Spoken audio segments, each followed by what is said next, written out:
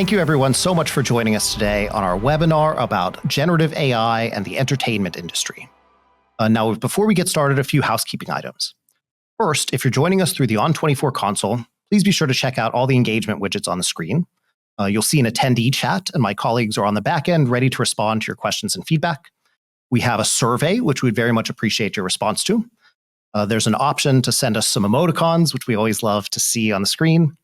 Be sure to join our Slack channel. There's a link to do so down at the bottom of the screen. And then finally, for everyone joining us live through social channels, we are monitoring those chats, so do please feel free to ask any questions that you might have. And with that, I'll introduce my guest, Brett Kinsella. Brett, thank you so much for joining. Happy to be here, Emerson. Always great. So Brett, I'm curious when you think about generative AI, I mean, we most recently spoke about the impact that it's going to have on customer support, but how do you envision or sort of segment the potential impact or uses of generative AI within entertainment? It's much different and it's largely unexplored. There's some point examples, but what we've seen is a productivity explosion. And so that's why talking about the contact center is pretty straightforward. People understand what the metrics are, what they're trying to accomplish. But, frankly, when it comes to entertainment, there are so many opportunities, and it's really just very early on. I think part of that is because of the creative process and because of how people engage with these types of applications is still largely unknown. I think we're still learning as we go. And so this is going to become much more clear over time. There are tools really on the productivity side for entertainment. You think about like script writing solutions or things that like help you create background images, those types of things, somewhat controversial occasionally, but those exist and are being used. But then there's all these other things which are really just about, fun, connectivity, not just getting things done or just knowing things, but also engaging and creating immersive experiences. I like that you said it is, largely unexplored. It's kind of a new frontier.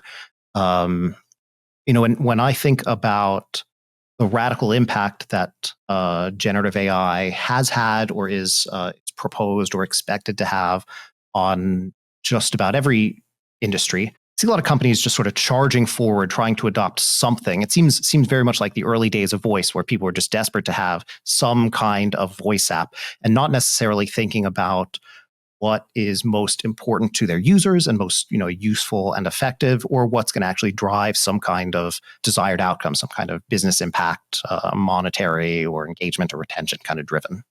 I think there's some of that, although I don't really have a big problem with it, to be honest. I think when we're going through a big shift like this, a lot of times companies, creators, whatever, they just need to do something, because until they start doing things, they don't actually know how to best use it. It strikes me this is very much a learning by doing market, kind of like the web was back in the day, or even mobile. If you weren't on the web back in the 90s or on mobile around 2010, it was really hard to understand how much different this actually was. And when we come to generative AI, it really fits into that same category. So to a certain extent, I'm sympathetic with what you said, because like people are just doing things and sometimes they're not very thoughtful. But I actually have a special place in my heart for the people who are just doing things and taking the risk and going down that learning path, as compared to those that are just like holding back and waiting and just assuming that nothing's going to change. Yeah, fair enough. We'll talk about recommendations that we have for folks, but that's been one of my strong recommendations with voice in general, and certainly a big recommendation with generative AI, is that the best way to learn what works and what doesn't, and the best way to learn how to actually use the tools and how to implement them for your business, is actually to get started, and to get started right away. That experience is invaluable. So I think you're absolutely right.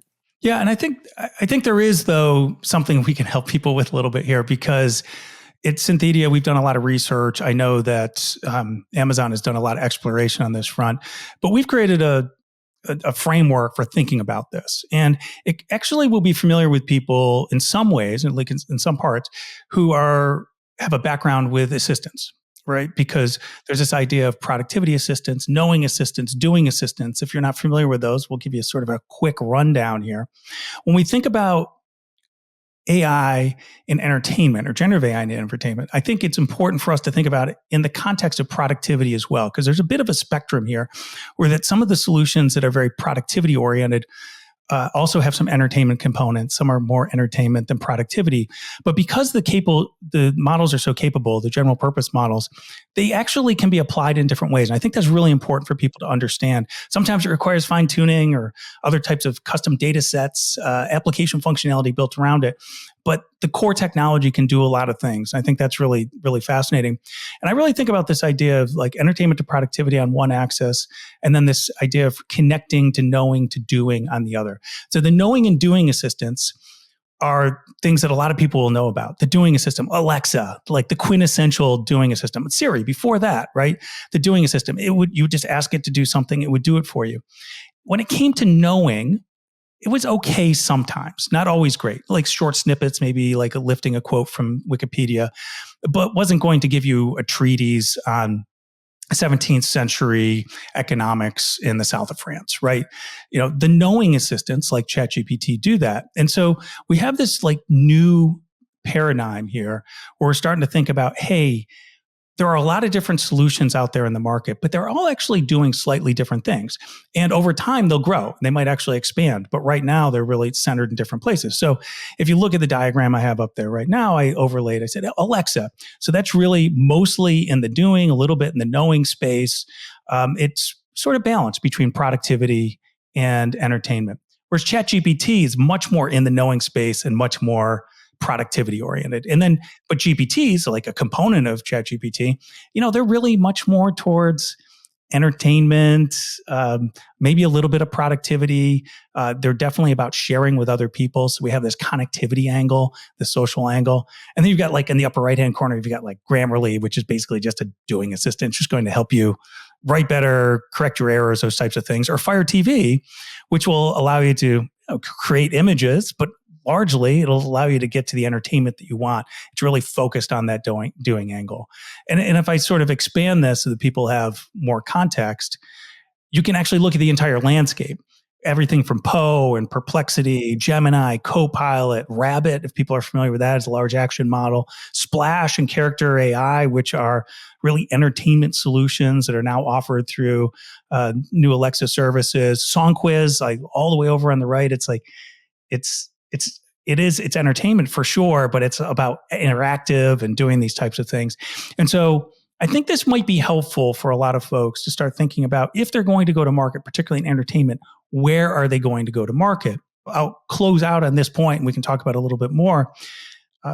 But there are some areas that I think are not that well developed. So if you saw on that diagram, it was very dense in that productivity, knowing, a little bit in the doing area, and then not so much below the line in entertainment. That's why I'm saying it's really new.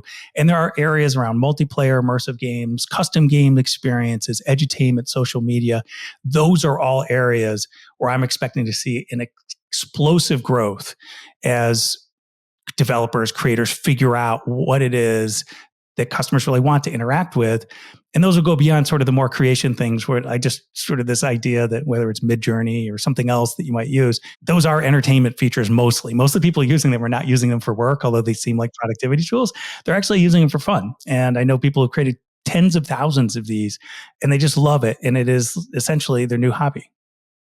Yeah, no, I'm curious. Going back to that previous image, do you think that the platform creators themselves, the model creators, the Perplexities and Claudes of the world, do you think that they intentionally designed their solutions to fit kind of into that particular segment, or do you think that it's more a reflection on just the natural ways that people have kind of been encouraged to use the tools to date?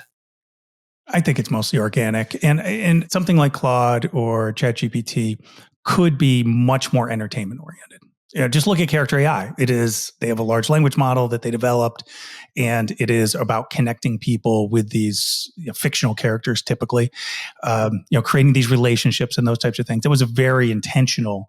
Whether they would have used this landscape to lay it out and say, "This is my strategy," regardless, this is what they intended to do. Whereas the the foundation model providers, the people who are technology innovators, and that's what they were focused on, not the application, they put something out there and they immediately recognized that it was really, really useful for a lot of productivity tasks. You think about like GitHub Copilot or something like that, or Code Whisperer from Amazon Web Services. Those tools, they're very productivity oriented. So they have a natural location within this type of landscape just based on who the users are and what it can do. Whereas I think Claude and ChatGPT just sort of fell into that. And that's just basically the way the users were first introduced to them and the way they've continued to use them, because that's where it's also an issue of frequency. So just, I guess, a final point on this. If in fact there was demand to write creative poetry or rap battle songs every day, then maybe ChatGPT would be viewed as more entertainment oriented. But the frequency of use along those lines tends to be much lower than I need to rewrite an email, I need a summary of this document.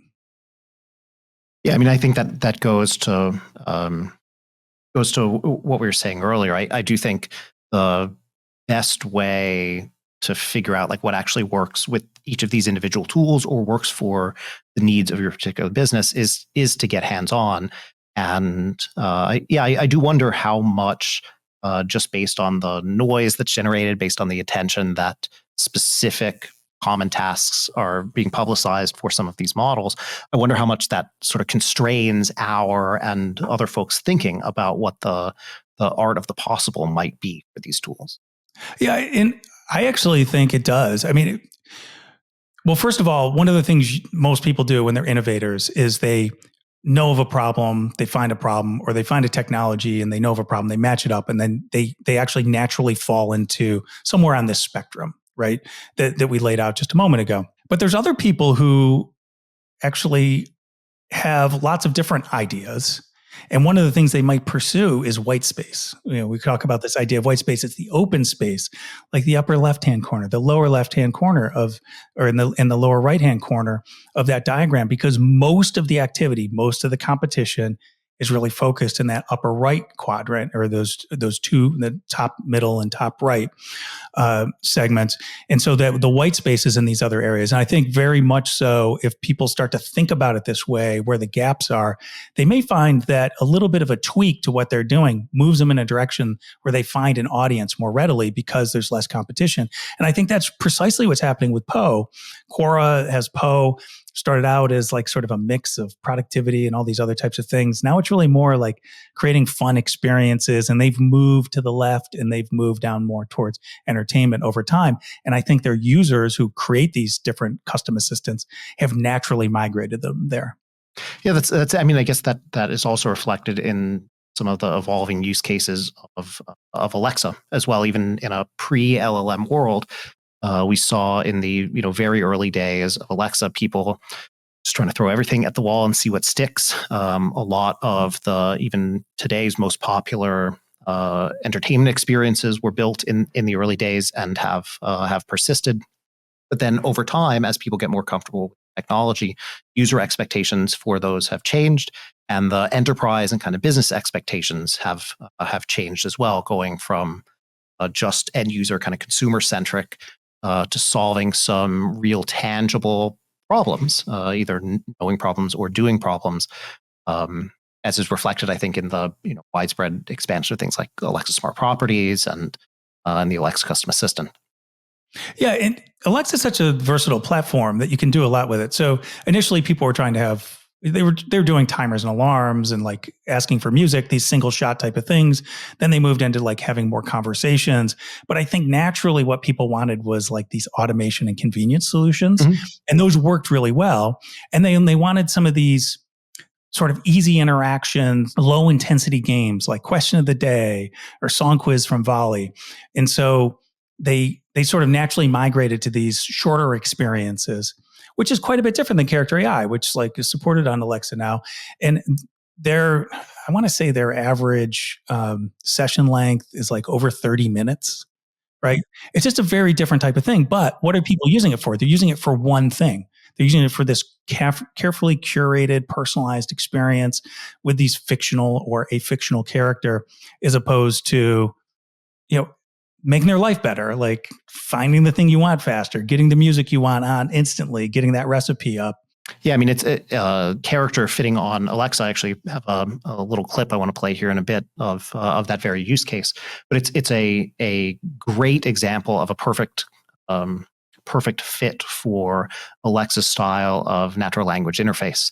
And much more readily available across all of the Alexa devices that people have, as well as more engaging, being able to speak to it instead of just needing to text back and forth with one of these characters. It's better in a voice first experience. I think because this whole idea is that there's this embodied person, and like right. This idea right now that we go back and it's primarily text, it's almost like it's a correspondence relationship, right? We're going back to the 19th century where we sent letters, or I guess maybe during the AOL period, you got mail, like we were just emailed back and forth because that was the novel thing, as opposed to like having this rich conversation. And I really expect that to move more into the voice interactive experience. The improvement in synthetic voices, I think, really helps. The reduction in latency helps, but just as much, just the comprehensive ability of the large language models to replicate a human-like experience, I think, is really what blows people away. And it just gives them an entirely new way to experience things. Kind of like TikTok gave people a new way to experience videos. Large language models are giving people a new way to experience conversational entertainment. Yeah, and I think character is also a really neat, not necessarily unique, but a very neat specialized example in that they're built on their own large language model. And so that's a case where they clearly identified what the requirements would be to deploy this kind of experience, to have these personalized individuals that you can communicate with, kind of evaluated the other solutions that are out on the market today, and came to the conclusion that they needed to build their own, as opposed to something like the GPT store, right, where people are using some off-the-shelf technology and doing some customization that fits in the kind of inbuilt capabilities of that particular model and that particular platform. Yeah, absolutely. And I look at something like Party Rock from AWS and look at like how different that is from ChatGPT. And a lot of people came to it and they're like, what is this? It's completely different. And it's really good for entertainment use cases, actually. Oh, yeah. In fact, in some ways, I think more so. There are some productivity use cases because of the UI innovations that actually are better on there. But, again, people are sort of finding their niche, and that above the line for productivity solutions would not necessarily have been a great place for Party Rock to go because, well, first of all, the name maybe, but the concept of productivity and just hardcore, like I'm getting you search results or I'm giving you sources for things, summarization, that was already done. What Party Rock was able to bring to the table is something completely different, where it's really more about being creative. Yeah, it's a great example. Anybody that hasn't, we'll drop a link. Anyone who hasn't checked out Party Rock should definitely sign up and give it a shot. So I think you might have some examples too. I'm actually interested because some of these I've seen, but I think most of them I have not. Some of these are new. Some of them I just haven't seen yet. Yeah. So yeah, let's start with one of my favorites. So this was announced earlier this year. This is Amazon Rufus, which is your personal LLM-powered AI shopping assistant.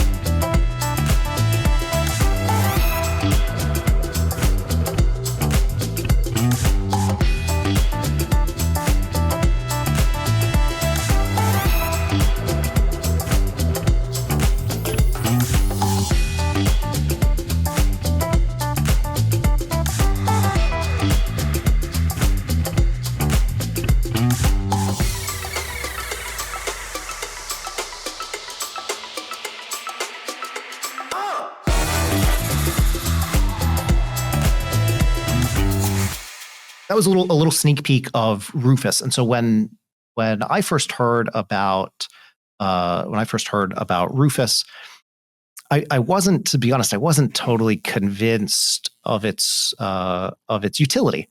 Right? I feel like I'm pretty good at shopping. I do a lot of shopping on Amazon.com. I actually went through went through an exercise. I bought a new camera weeks ago, and that really opened my eyes to the incredible power of something like Rufus. When I went, I've specialized needs for a particular camera. I need to do some video kind of stuff. I like to do some amateur photography, take pictures of my dogs and my 2-year-old. I don't need to do hyper specialized things that I'm going to blow up on a billboard or things that are going to be going to be commercialized, distributed on TV or anything. Obviously sensitive about price, about the connectivity to a computer, about general quality and the longevity of the device. And when I went through and was trying to narrow down what particular camera I wanted, I have, I go and I search in like, okay, what's a good camera for me based on these things? I get a couple Google searches, got 5 pages open of a bunch of different reviews. I'm taking all the different cameras that they're recommending, typing it into Amazon.com and pulling up 10 different panes, one for each of those different cameras. And then I'm searching through the reviews that they have to see anything positive or negative that somebody has mentioned, again, for my particular need. I'm copy pasting the details about the camera, the name and the performance, the particular capabilities and the price. I'm pasting that into an Excel spreadsheet so I can go and finally analyze and make a decision. And something like Rufus that is personalized to my particular shopping habits and decision-making criteria can do a lot of that analysis for me. I can ask Rufus, like, hey, based on these things, what kind of cameras would you recommend? And it can save me, in this case, it can save me hours. A more typical kind of everyday shopping task, it might save you 5 minutes, might save you 10 minutes. But that's a sort of productivity benefit that certainly adds up pretty significantly over time. But then is something that is just fun. Like it removes the tedium, it removes some of the frustration of trying to do that research, and it's able to do again what took me hours, able to do that in seconds or minutes instead.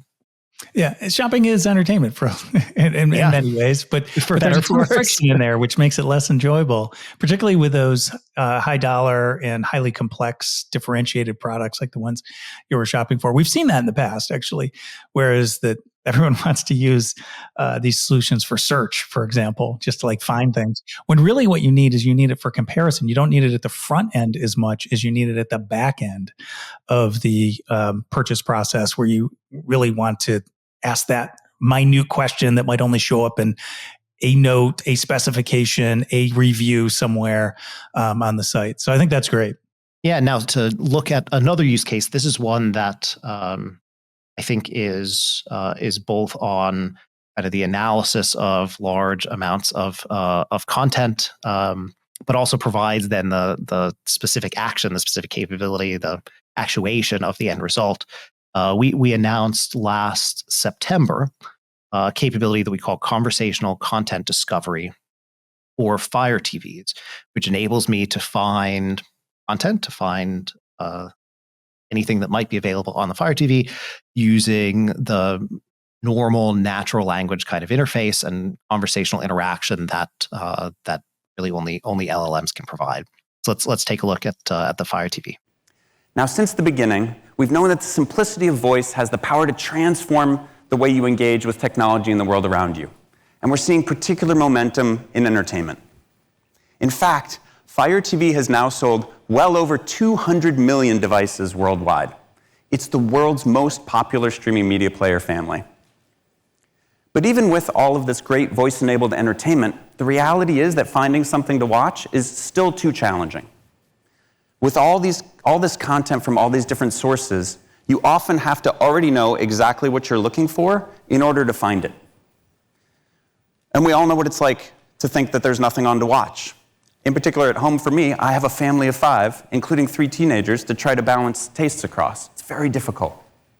So we've completely reinvented the Fire TV search experience to solve this exact challenge. Leveraging our latest LLM, we built a more natural and conversational way to work with Alexa to find content on Fire TV. It's like speaking to a great friend who's also the world's best video store clerk. I want to show you a little bit about how it works. Use my remote here. Find some action movies for me. Sure, here are some popular action movies. Show me the ones I don't have to pay for. These are free to you. Show me ones I haven't seen yet. Here are movies you don't have in your watch history. True. Which of these are good for my teenagers? Never easy. You might enjoy these family-friendly ones. We're also big video game fans. Which one should we go for? Here are some options. Scott Pilgrim vs. the World is a good fit and is about to be remade as an anime. Play Scott Pilgrim. Getting Scott Pilgrim vs. the World from Peacock. Now, Fire TV's new search model has access to extensive information on movies and TV shows, including hundreds of millions of facts and data points from IMDb. This enables a deep understanding of what's happening inside plot lines, what's going on in the most interesting scenes, and who's cast in all the roles. It makes it possible to discover content through a serendipitous conversation, like you and I might.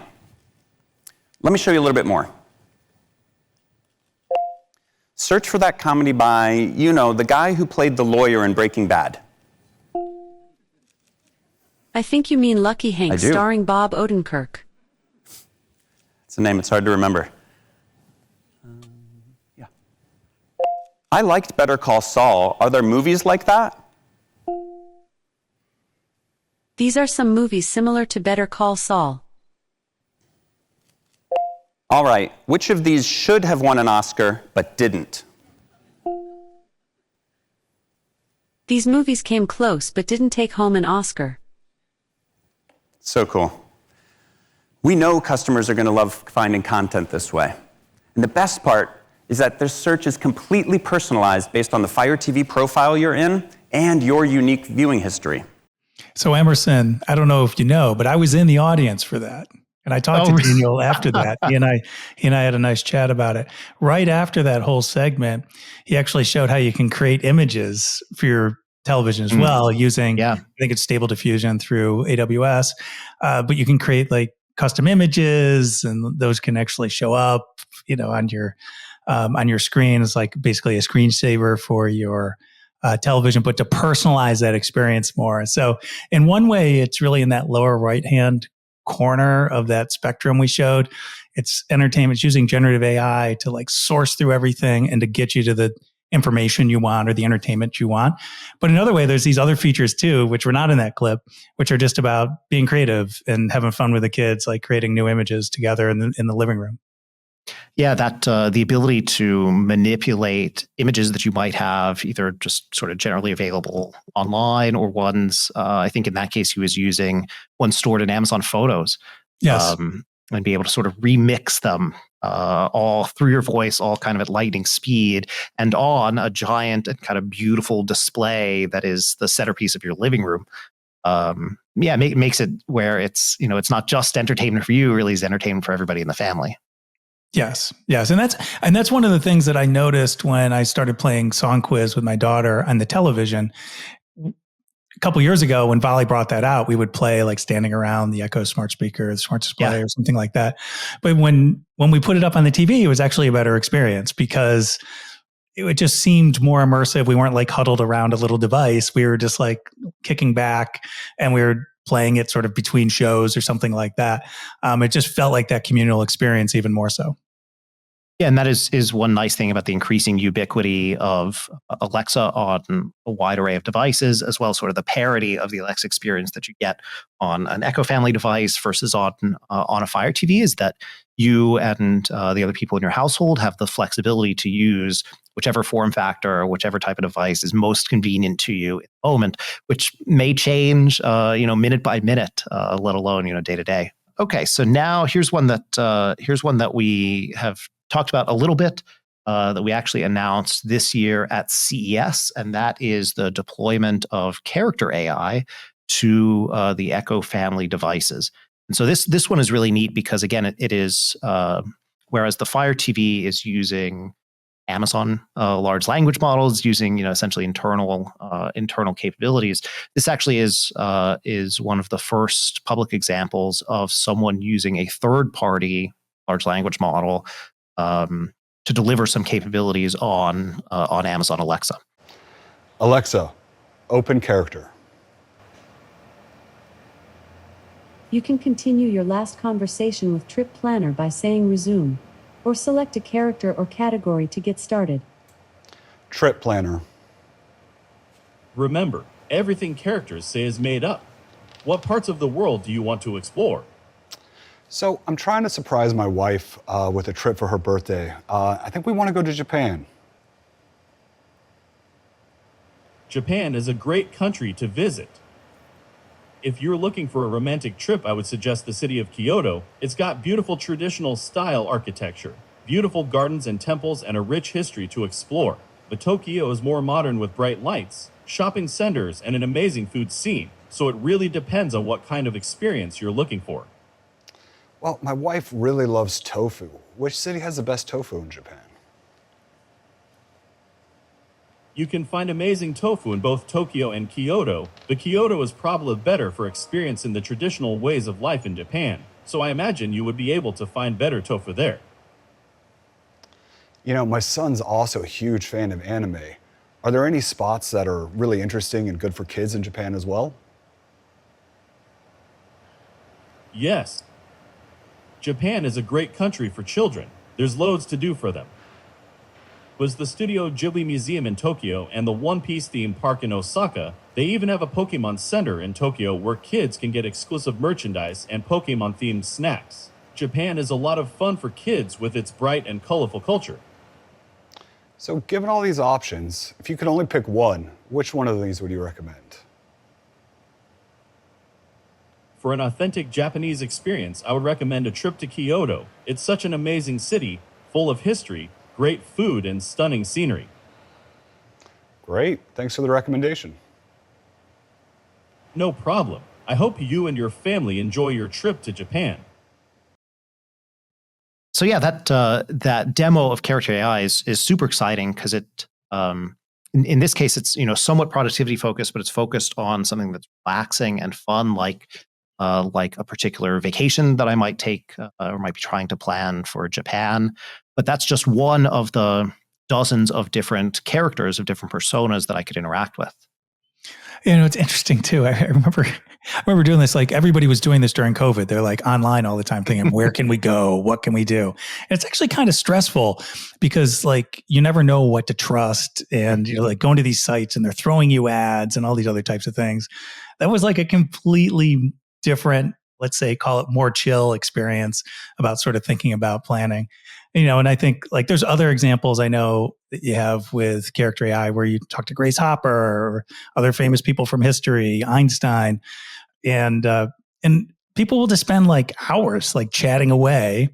And I think it's really fascinating because it's a new form of experience, a new form of entertainment that really didn't exist in a meaningful way like this before. We had these expert type systems that tried to match your intent, things like that. But everything now is just so much more conversational. You can go to many more, to things that weren't conceived of by the creators of the experience. So, Character AI, the stuff through Alexa, I think is like really interesting as a way for people to spend their time as opposed to maybe doom scrolling on social media.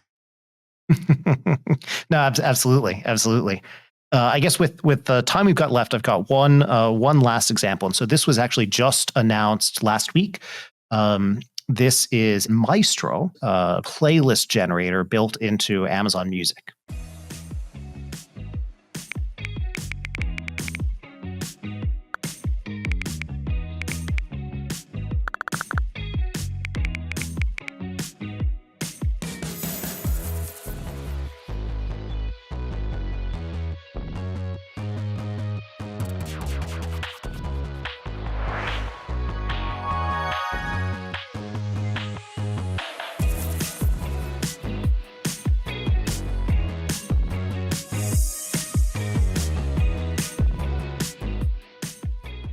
And so that one is I think just just straight fun. Certainly appeals to a different type of audience than some of the previous examples that we saw. Yeah, and I think this is a long way away. It's a significant distance from what people think of with ChatGPT, right? So when we think about like what generative AI is doing, it has all those productivity capabilities, but then it has these other types of things like Maestro, the Fire TV stuff. It's more that personalization experience. It's enabling you to get to existing entertainment options, but maybe in a more creative or personalized way.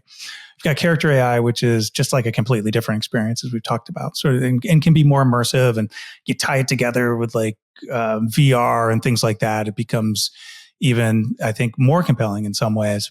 And then we have these other types of things where it helps you create, like you co-create, as part of the entertainment, or you create yourself and that type of thing. And so when we think about generative AI and entertainment, those are the things that I think are in many ways the most interesting. Whereas like a lot of people just think about we could create images faster, or we could create a better script, or we could evaluate our script and see if like audiences will like it. Those things will all happen. But when we think about entertainment, I'm really just looking at innovation. And one of the things that I think most people recognize very clearly now from the days of the iPhone, but it was also true with earlier innovation ecosystems like the web, for example. But, we think of the web, social, iPhone. But the iPhone, people understood that, some of these things didn't exist. Like Angry Birds didn't exist before we had that touch interface in your pocket. There's other types of like personal, video and like vertical video and all these other things. And so when you move into a new technology paradigm, you have to start thinking about all the user experiences, all the different ways that people are going to get benefit from it, and how it's going to change their behavior, change their wants, needs, and desires. And we are at the front end of that. So I think the people who are doing this now have the ability to shape it. And as we sort of laid out, there's a lot of white space, particularly in the entertainment space. Yeah, no, absolutely.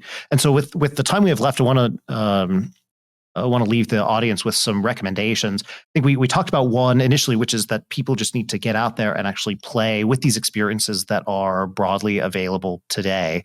And that's every time that I play with some of the new technology, it's same with some some Alexa technology. My eyes are always opened up to new possibilities that, just as a casual observer and somebody who's not hands on or voice on, that I wouldn't really think about. And I think that same recommendation goes for getting hands on the tech side as well. That people should start small and and build from there, but actually get developing and get things into your internal team's hands, get things into users' hands to see what is actually possible, what you can actually do, and how that can shape or influence your end user behavior. Well said. I guess the other part, we recognize certainly that large language models are great at analyzing, retrieving from, or searching across huge volumes of data, large data sets. The Fire TV example is a classic one. The millions, I don't know how many videos are in Fire TV, the countless examples of TV shows and movies that are there. Perfect use case for the LLMs to be able to interact with and search across. But that really does require kind of diligent and thoughtful approach towards data readiness and cleansing. The quality, the format, the location of the content that you might have, the coverage of external tools that you might need to be able to connect with. All of those things have to be right and have to be present for the experience to work. It's not a magic bullet that you can snap your fingers and it's just going to work instantly. And I do feel like that is something that many companies are either overlooking or misunderstanding, perhaps. Yeah, one of the things we recognized early on around voice assistants is it was a really good match between voice interactivity and entertainment options. And a lot of that was because the search space was so big, varied, and ambiguous in many ways in terms of the way people would ask for things. And this idea that you could actually find something faster by voice or find the right thing faster was really good. And I think when we look at generative AI, this gets even better. Right. So you gave the example of Maestro, where you can actually create something new just based on a sentiment that you're expressing. And I think conversationally, like this is also true here. And that's where we're headed. That a lot of these things where we have opportunities to do better contextual search to get people a better answer. But there's this other thing that I think is often overlooked. When I think about generative AI and what it does, I usually tell people hyper automation, hyper creation, and then hyper personalization. Everyone gets the automation part, does things faster.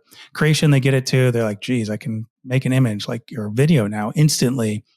But a lot of people don't understand or haven't thought about hyper personalization. I remember going back to the 90s, we talked about the digital world. We're going to be able to give people these personalized experiences, unlike we can in the physical world. But it turns out we can't very well. Algorithms can do recommendations and things like that. But to give a truly personalized experience, you actually need to generate content that builds on top of that builds on top of the relationship that's already there, what it knows about you, your desires, those types of things. And one of the things that I think you're leaving us with is this idea that this personalization element's really overlooked. And from an entertainment standpoint, marrying the creation with the personalization is really white space out there that is looking for more creative work from the developer community. Yeah, it's exciting. I look forward to seeing what our developers, what Amazon and everybody across the space innovate and come up with next. All right, so that is a wrap on today's webinar. Brett, thank you so much for joining. Everybody out in the audience, thank you so much for attending. Before we go, just wanted to remind you to please fill out the survey that you'll receive, because we are constantly working to improve our webinars and absolutely value your feedback. And we will see you at the next webinar. Thanks again. Bye, everyone.